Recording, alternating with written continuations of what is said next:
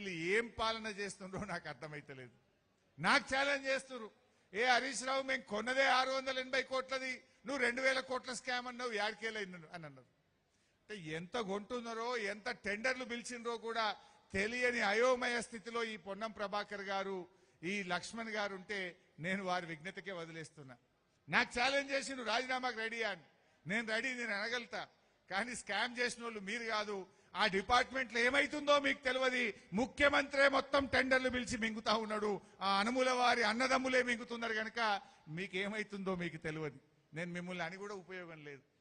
వీళ్ళ కనీసం వాళ్ళ డిపార్ట్మెంట్లో ఎంత టెండర్లు పిలిచిండ్రో ఎంత మింగినరో కూడా తెలుస్తలేదు.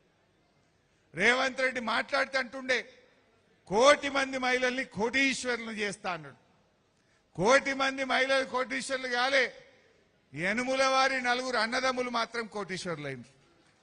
మీ 4 మాత్రం కోటీశ్వరులు అయినరు. మహిళలు అయినరు ఎక్కడన్నా? ఇలా యనుముల వారి కుటుంబం మీ కడుపు నిండింది. మహిళలు, పేదలు, రైతులు వాళ్ళ కడుపు మాత్రం ఎండుతా ఉన్నది.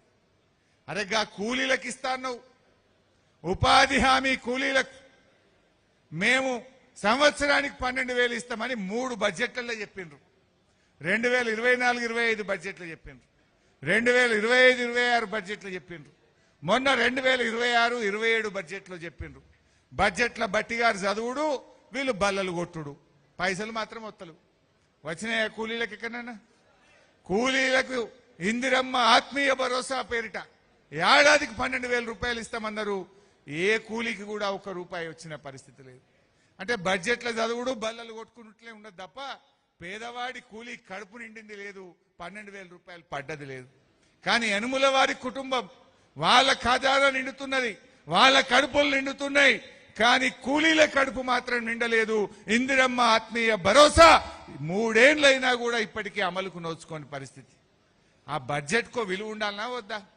అసెంబ్లీలో చెప్తే బడ్జెట్ పాస్ అయితే ఆ కూలీలకు డబ్బులు ఇవ్వడానికి నీకు లేవా? కూలీలకు ఇవ్వడానికి డబ్బులు లేవు. కానీ రేవంత్ రెడ్డి మొన్న ఎంసీహెచ్ఆర్డీలో 100 కోట్ల రూపాయలతో క్యాంప్ ఆఫీస్ కట్టిండు. మాట్లాడితే పైసలు లేవంటాడు, నన్ను కోసుక తింటారా అంటాడు, ఖజానా ఖాళీ ఉందంటాడు. ఖజానా ఖాళీ లేదు, రేవంత్ రెడ్డికి మనసు లేదు. ఇవాళ ఫ్యూచర్ సిటీలో 100 కోట్ల రూపాయలతో